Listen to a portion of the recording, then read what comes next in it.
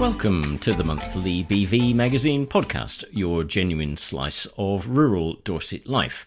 This is episode 3, November 2022. Hello from me, Terry Bennett. And hello from me, Jenny Devitt. In this episode of the BV Magazine podcast, in our wildlife section, there's positive news from Dorset Wildlife Trust's Wild Woodbury project. News of hares in Dorset, both in the wild and in churches. North Dorset CPRE's chairman, Rupert Hardy, reveals the importance of hedgerows. Andrew Livingston reports on a hefty fine recently handed down to a Dorset farmer and questions how his coveted red tractor status had been allowed to be maintained. And the NFU's county advisor, Gemma Harvey, updates us on bird flu. And George Hosford brings us an update from down on the farm. Wildlife. Rewilding Wild Woodbury. Dorset Wildlife Trust's project records more than 1,100 species in its first year. A year into the Wild Woodbury rewilding project at Bere Regis, and surveys have already recorded an uplift in the biodiversity and abundance of species onto the site. Over the last year, the land has been allowed to regenerate naturally, which has increased the biodiversity and abundance of wildlife. Staff and volunteers have recorded more than 1,100 species in this summer's surveys, and 8 red list birds of conservation concern have been confirmed to be breeding at Wild Woodbury. Skylarks have increased from just 2 singing males last year to 18 counted this summer. No tree pipits or woodlark were recorded in 2021, but a breeding pair of each has been sighted, raising juveniles this year.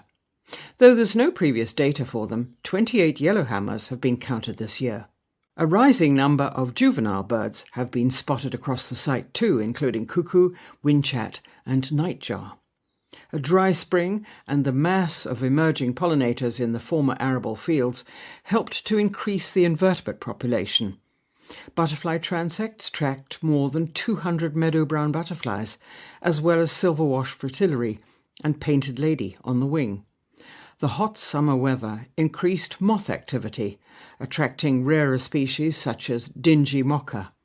Invertebrate specialists amassed more than 200 species of beetles, bugs and spiders, some of which have only a handful of records in Dorset. Large clumps of the nationally scarce lesser quaking grass appeared, offering an excellent food source for many finches, including goldfinch and linnet, and for yellowhammers. Narrow-leafed lungwort, red hemp nettle, and 3 species of orchid, including southern marsh orchid, are present on the site, as are small populations of cobalt crust fungi. The restoration of natural processes on the site should provide the right conditions for many species to return in greater numbers next year. With an ambitious aim of building an exemplar for sustainable land use to tackle the climate and ecological crises, the early years of the project were always going to be about letting nature take the lead, allowing the land to gently regenerate and giving nature more space. But of course, that doesn't mean simply abandoning the land. The Wild Woodbury team, partners and volunteers have spent much of the year conducting surveys and collecting data on ecology, soil, hydrology, species and water quality to provide baselines for monitoring and future analysis. Restoring a landscape and making space for nature on this scale takes time, but it's extraordinary to see all that's been achieved in just 1 year and to witness the abundance of wildlife species already calling Wild Woodbury home. Discover more about Wild Woodbury at dorsetwildlifetrust.org.uk/Wild Woodbury. Wildlife writer Jane Addams goes in search of mysterious hares in Dorset churches which may have originated in Buddhist China. As I stared up at the ceiling inside St Hubert's Church, Corfmullen, 3 hares stared back at me. Each hare shared ears with its neighbour, and though the optical puzzle was fascinating itself, what did it mean? Placed alongside the Christian iconography, it felt weirdly out of place. "Aren't they just big bunnies?" a friend asked when I told her about the hares. Whilst it's true that they share some physical similarities, These elusive mammals are very different from rabbits. With long, black-tipped ears, a golden-brown coat, and those wonderful hind legs, they're nearly double the size and about as similar to a rabbit as a chihuahua is to a cocker spaniel. Hares are solitary creatures, particularly outside breeding season, feeding on fresh plant shoots at night and hiding in a dip in the ground, a form, during the day. However, if discovered, they can run at up to 45 miles an hour, quick enough to outrun any native predator. Historically, we've had a confusing relationship with hares. Pagan and Christian beliefs linked them not only to madness, famine and witchcraft, but also to fertility, good luck and longevity. A pagan springtime ritual celebration of hares may even have morphed into the Easter bunny tradition. But nowadays they aren't as common as they once were. Most modern farms don't include the mosaic of crops, hedgerows, woodland and grazing that hares need to thrive. Along with an increase in pesticides, modern farm machinery and a lack of legal protections, their numbers have decreased by 80% over the last 100 years. Hares breed from February through to September, producing 3 to 4 litters each year. The three hares motif may be linked to their fertility. In the Middle Ages, it was thought that hares could reproduce without a mate, effectively virgin births. So the three hares could symbolise the Virgin Mary, or the Holy Trinity. This mysterious icon isn't restricted to one Dorset church. There are 17 churches in Devon with examples of a three-hare boss, with others found in Somerset and Cornwall. However, the earliest example of the motif is found in a Buddhist cave painting in China, dating from 581 to 618 CE. It's likely that it found its way to southern Britain via the Silk Road, a busy trading route in medieval times. So, although autumn and winter are excellent times to spot hares in the wild, this month try looking inside as well. Check the ceiling of your nearest medieval church, and if you find the mysterious three hares, I'd love to hear from you. And to learn more about brown hares, see the Hare Preservation Trust website or contact Jane Adams via her website. That's janevadams, all one word, .com. Our hedgerows are overlooked climate heroes. They have inexplicably been left out of the Climate Change Action Plan, says Rupert Hardy, chairman of North Dorset CPRE. Last year, we wrote about the importance of hedgerows in offsetting climate change. See the BV in August 21. We welcomed the government's 2019 Committee on Climate Change report, which called for a 40% extension of the UK's hedgerows. Sadly, the government did little to implement this in its 2021 action plan, which aimed to restore and enhance trees and woodland, but inexplicably left hedgerows out. CPRE therefore set out to promote this instead, proposing a target of 40% by 2050, with the campaign called #40by50. We commissioned the Organic Research Centre to provide an overview of the impact on nature, climate and the economy, and they suggested that for every £1 spent on hedgerows, a return of up to £4 can be expected from ecosystem and economic activities, such as biodiversity enhancement, carbon sequestration and wood chip production for biofuel. Planting hedgerows on arable land can boost yield by 10% and reduce artificial pest control by 30%.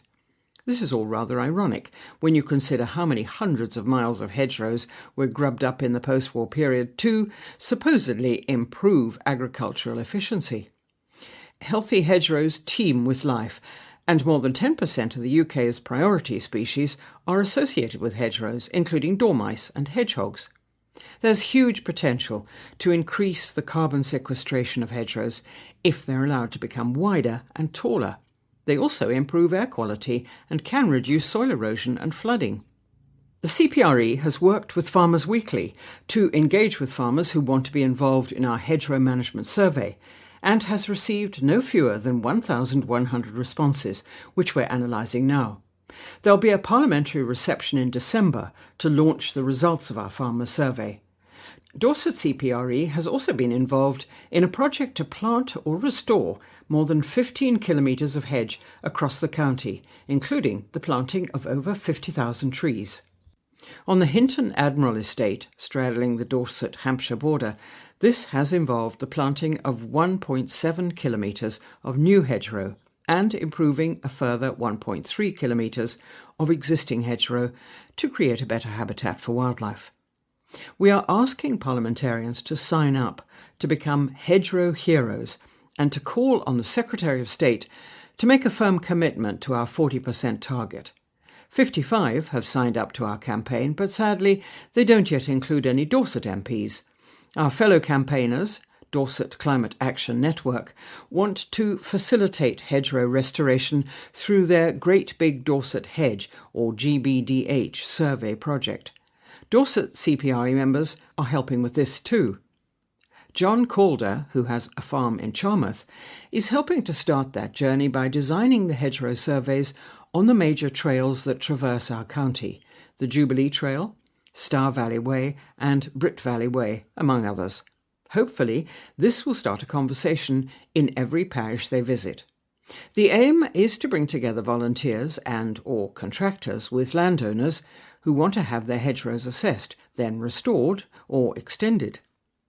In September, various volunteers, including those from the Dorset Wildlife Trust and Dorset CPRE, made their observations on nearly a mile of the Jubilee Trail to the west of the DWT's Kingham Centre in West Dorset. They looked at what species are in a hedge, found one English elm tree, and used the Adams Condition Code infographics sheet to determine the distinct stages of the life cycle of a hedgerow. Almost every hedge surveyed had an interesting story to tell, but they found a particularly wonderful old pathway in Mount Pleasant Lane. It was far too important historically and complex structurally to fit tidily into the streamlined hedgerow assessment process that's been developed for the GBDH project. It's worth so much more than that, so they added a sheet specially on it. Hopefully, data collected will be added later to a quantum GIS database, so everything can be recorded in one place and then used in mapping software such as Dorset Explorer. This will help to identify the hedges that have already been surveyed and sections that may need additional planting. If you'd like to join John and other volunteers on future surveys or find out more about the GBDH project, then please visit www.dorsetcan.org/hedge.html. In 2000, our future CPRE president, Bill Bryson, wrote, "For well over 1,000 years, hedgerows have been a defining attribute of rural England, the stitching that holds the fabric of the countryside together. From a distance, they give the landscape form and distinction. Up close, they give it life, filling fields and byways with birdsong and darting insects and the furtive rustles of rodents. Hedgerows don't merely enhance the countryside, they make it." Nowhere is this more true than in the pastoral landscape of North Dorset, with the added realisation of the key role hedgerows can play in halting biodiversity decline and tackling climate change. Thomas Hardy's Vale of the Little Dairies, the Blackmore Vale, is characterised by its irregular patchwork of small fields divided by ancient hedgerows. Some are Bronze Age or Neolithic in origin. They may have been boundaries then, but now we need them for other reasons. Please consider planting a new hedgerow as well as more trees. They are vital for our own survival. Farming. A Dorset farm has been fined £52,000 for causing unnecessary suffering to cows. A recent case of animal neglect on a Dorset farm has highlighted red flags with the red tractor accreditation systems, says Andrew Livingston. Once again, farming has been cast under a dark shadow, this time a lot closer to home. Last month, a farmer from Kingston Russell near Dorchester was charged with offences relating to animal cruelty. In April last year, Trading Standards visited the farm with a vet from the Animal and Plant Health Agency and found an appalling sight which has once again created negative press towards agriculture. Pens of calves had a mix of healthy, severely sick and even dead calves.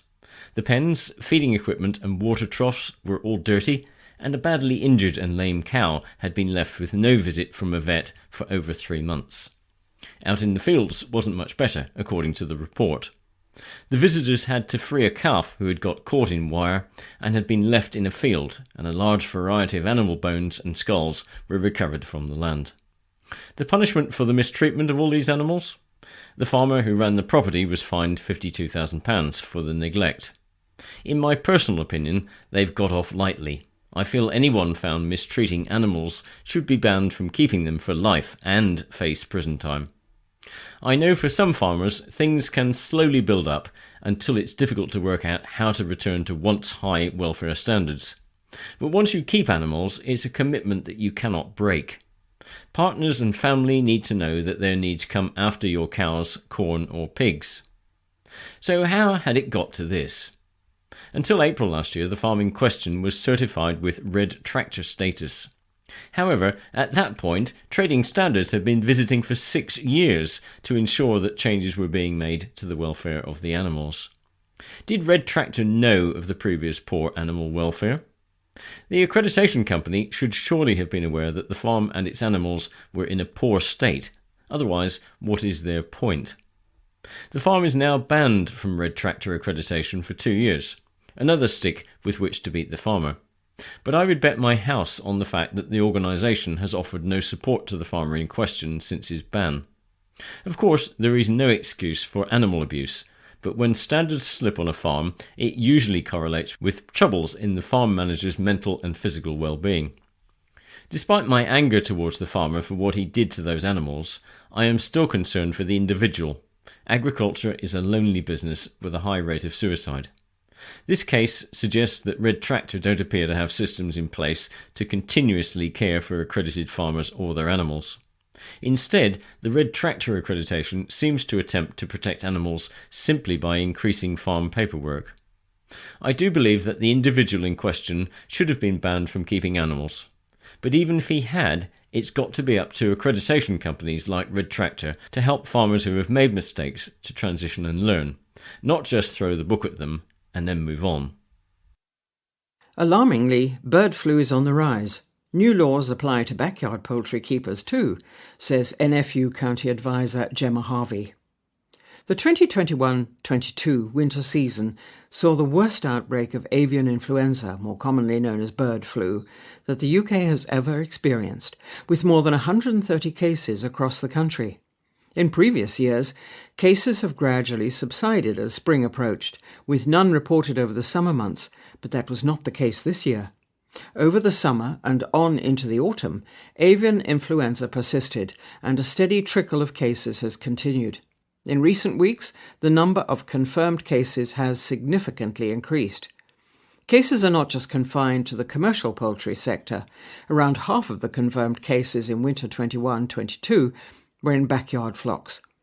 In response to the rising number of cases, on Monday the 17th of October, a nationwide avian influenza prevention zone came into force, meaning that it's now a legal requirement for all bird keepers in Great Britain to follow strict biosecurity measures to protect their flocks from the threat of infection.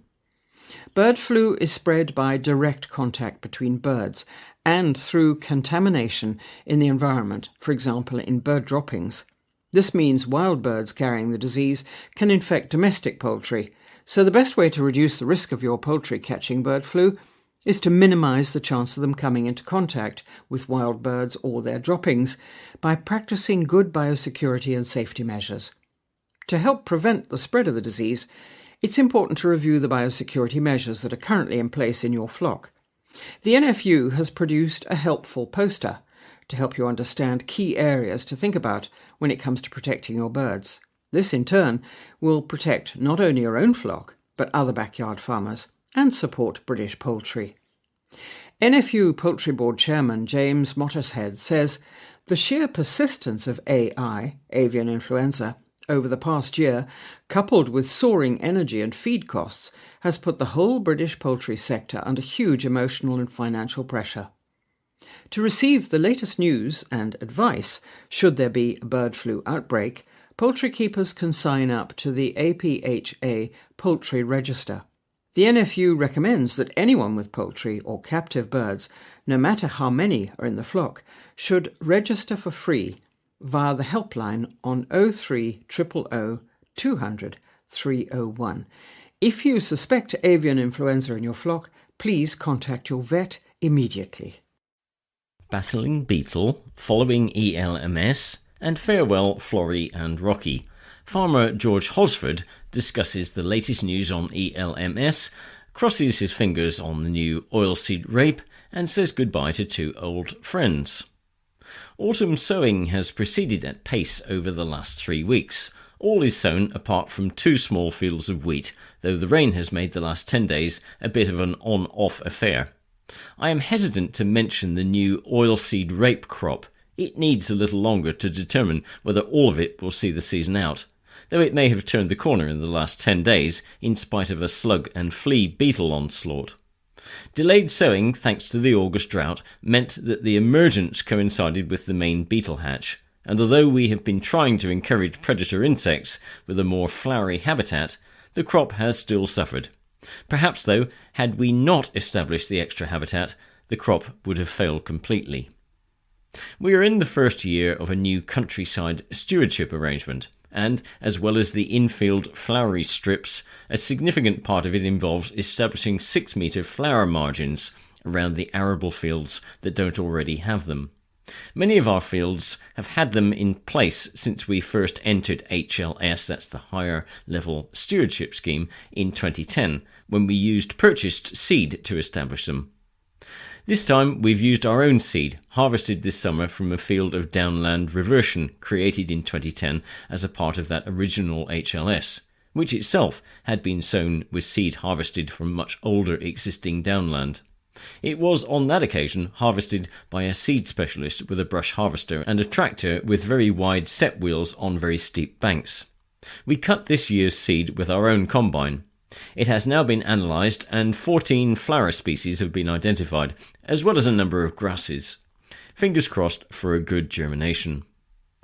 The SFI, that's the Sustainable Farming Incentive, is the wide-ranging basic level of ELMS, that's DEFRA's Environmental Land Management Scheme, designed to attract many farmers into environmentally beneficial activity. The NFU is calling for it to be pushed ahead with vigour and to deliver 70% of farmers with 65% of the ELMS budget. But DEFRA have yet to acknowledge that this is what will be needed to achieve their aims. ELMS is intended to be a partial successor to the BPS, that's the Basic Payment Scheme, a relic of the EU days which is being reduced to 0 in annual stages over 7 years. It's not pretended that ELMS will replace the BPS, but it's hoped that it will offer farmers public money for providing public goods in the shape of environmental enhancement. Supporting food production has been deemed to be less deserving of support with public money. There are 2 other strands to ELMS in addition to SFI. Local nature recovery is touted as the replacement for countryside stewardship, and could perhaps be wound in and simply emerge as an evolved version of CS without the upheaval of a whole new scheme. Secondly, there's landscape recovery, which needs to be handled with great care. It's likely to operate across a limited number of large areas where groups of landowners get together with a particular outcome in mind. Each of the 24 pilot projects recently announced will receive £500,000 to develop their projects. If this is likely to result in large areas taken out of food production, then the potential environmental gain will need to make a very strong case. The NFU is asking for a pause in broader ELMS development in order to take full account of the changed situation across the world, the Ukraine war, the energy crisis, climate change, and the ongoing aftermath of the COVID pandemic, not to mention the consequences of Brexit. All have affected food supply and flow around the world. If there is to be a pause in ELMS rollout in order to ensure that all these things reach fruition, then a delay in the reduction of BPS must also remain on the table. We now know what SFI can look like in reality for the 2 standards which are so far available, that's arable and grassland soils. The interface is straightforward and the application is easy to complete online, although the level of funding may not be high enough. Let us hope that more standards will appear very soon, but they must be fit for purpose before release. Draft versions of a Hedgerows standard, for example, still need further work. a way needs to be found whereby SFI would fund farmers to plant new hedges in the advanced level. This could achieve much take-up and make a real difference. Hedges have the potential to provide huge environmental gain, but the key will be the funding. The income foregone plus costs model that DEFRA is currently hooked on will not cover all the work needed to be done to many existing hedges, and if trying to get new ones planted will be utterly insufficient. Lastly, we bade goodbye to two old and faithful animal friends this year, both of whom were stars every time a school trip visited the farm. At the end of a visit, after looking at the growing crops, cows and calves, doing a woodland trail and checking out shiny giant machinery, we usually finish with a visit to the paddock, where the old pony and the tame sheep live. We always go armed with a bag of toast, which is handed out to the children and immediately snatched from them by the greedy, though surprisingly gentle, sheep and the pony if she's quick enough. Florrie the pony was allegedly 38 this year. Sadly, 2022 was as far as she could manage, and so too it was for Rocky, a weather lamb from 2012. Junior family members had lambed his mother. He was a big fellow, and the birth proved too much for his mother, who did not survive. Once my 12-year-old recovered from the shock of witnessing the ew's demise, she gleefully brought him home to join that year's band of orphan lambs. From that moment, a life of luxury and uselessness was assured, though poor Rocky had his share of troubles. First, there was the time he got himself breeched in the bushes, and had it not been for the eagle eye of Jane, he would have expired there. Then there were the many episodes of the hole in his back. What started with a small injury at shearing turned into a massive issue once the magpies spotted it and got dug in. First we tried disinfectant spray and Stockholm tar, but that just trickled away in the sunshine. Then we tried a lady sheep's prolapse harness, the indignity of it, but he would shrug it off and the magpie was back in a trice. The stupid animal would just let it peck away. After that we tried stitching a patch to his wool.